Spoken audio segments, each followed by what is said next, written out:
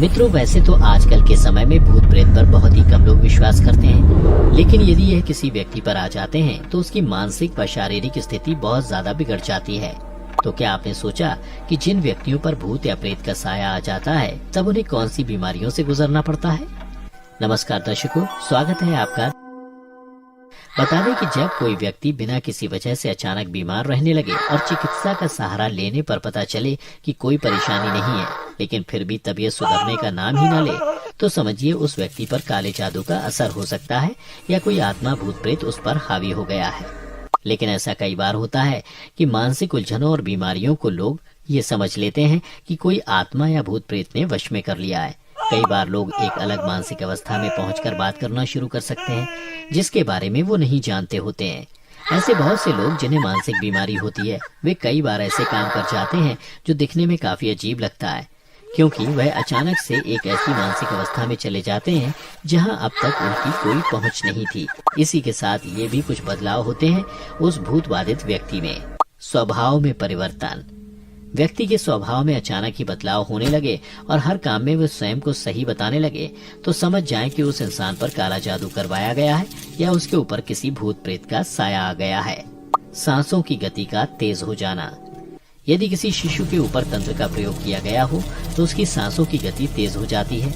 आपने जीवन में भूत प्रेत बाधा से ग्रसित व्यक्ति को देखा होगा जिसके गले से सांस लेते वक्त डरावनी घरघराहट निकलने लगती है। यह भी एक प्रमुख संकेत माना जाता है। नाड़ी गति का तेज हो जाना। वैसे तो भगवान ने हमारे शरीर में कई तरह की खूबियां दी हैं। अगर शरीर पर किसी भी तरह यानी भूत प्रेत का हमला होता है तो शरीर उसका प्रतिरोध करता है, लेकिन यदि किसी पर जादू या तंत्र का इस्तेमाल किया जाता है तो शरीर जब तक सक्षम होता है उसका सामना करता है। ऐसा कहा जाता है कि इन शक्तियों का असर काफी तेज होता है। यही कारण है कि इससे नाड़ी की गति तेज हो जाती है। चलिए इसी के साथ जानते हैं भूत प्रेतों से जुड़े कुछ अनजाने रहस्य। आत्मा का 3 स्वरूप।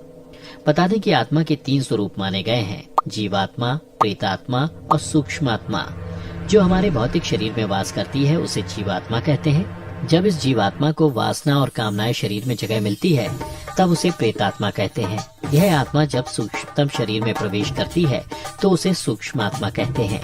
दूसरा, आखिर मृत्यु के बाद कौन बनता है भूत? जो मनुष्य भूखा प्यासा, संभोग सुख से विरक्त, राग, क्रोध, द्वेष, लोभ, वासना आदि अभिलाषाओं को पूर्ण किए बिना मरता है तो जरूर भूत बनकर भटकता है। या अगर कोई दुर्घटना, हत्या, आत्महत्या से मरता है तो वह भी भूत बनकर तड़पता है। ऐसे ही मनुष्यों की आत्मा को तृप्त करने के लिए श्राद्ध और तर्पण किया जाता है। जो लोग अपने स्वजनों और पितरों का श्राद्ध और तर्पण नहीं करते वे उन अतृप्त आत्माओं द्वारा परेशान होते हैं। तीसरा, किसे पकड़ते हैं भूत? धर्म की माने तो जो व्यक्ति तिथि और पवित्रता को नहीं मानते या ईश्वर, देवता अथवा गुरु का अपमान करते हैं और तो और जो पाप कर्म में ही लीन रहते हैं, ऐसे लोग आसानी से भूतों की चपेट में आ सकते हैं। इसके अलावा जिन लोगों की मानसिक शक्ति बहुत कमजोर होती है उन पर भूत हमला सीधे सीधे शासन करते हैं। या जो लोग रात के समय कर्म और अनुष्ठान करते हैं वह आसानी से भूतों के शिकार बन जाते हैं। सनातन धर्म के अनुसार किसी भी प्रकार का धार्मिक और मांगलिक कार्य रात में नहीं किया जाता।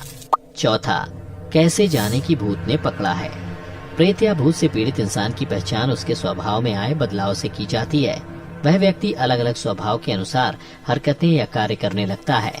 जी हाँ, यदि किसी मनुष्य को भूत लग गया है तो वह अजीबोगरीब क्रियाएं करने लगता है। गुस्सा आने पर वह कई इंसानों के साथ भिड़ जाता है। उसकी आंखें लाल हो जाती हैं और शरीर में सदा कंपन बनी रहती है। वह हमेशा गंदा रहता है और उससे बदबू आती है। वह एकांत चाहता है, इससे वह कमजोर होता जाता है। पांचवा, कैसे पाएं भूतों से मुक्ति? हिंदू धर्म में भूतों से बचने के कई तरीके बताए गए हैं। पहला धार्मिक उपाय यह है कि गले में ओम या रुद्राक्ष का लॉकेट पहने, हमेशा बजरंगबली हनुमान का स्मरण करें, शराब ना पिएं और ना ही मांस का सेवन करें, सिर पर चंदन का तिलक लगाएं, हाथ में मौली अवश्य बांध कर रखें। आप अपने घर में रात के समय सोने से पहले चांदी की कटोरी में देव स्थान पर कपूर और लौंग जला दें। इतना ही नहीं, हनुमान भगवान के बाद माता कालिका के स्मरण मात्र से किसी भी प्रकार की भूत बाधा है तो तुरंत हट जाती है। माँ काली के कालिका पुराण में कई मंत्रों का उल्लेख मिलता है। यदि आप नदी, पुल या सड़क पार करते हैं तो उस समय भगवान का स्मरण जरूर करें। अकेले में शयन या यात्रा करते समय पवित्रता का ध्यान रखें। जगह देखकर ही पेशाब करें व रात में सोने से पहले भूत प्रेत के बारे में बातें ना करें। टोने टोटकों से बचकर रहें। तो मित्रों, आपने जाना कि प्रेत बाधा व्यक्ति को क्या क्या बीमारी होती है और भूत प्रेत से जुड़े कुछ अनजाने रहस्यों के बारे में।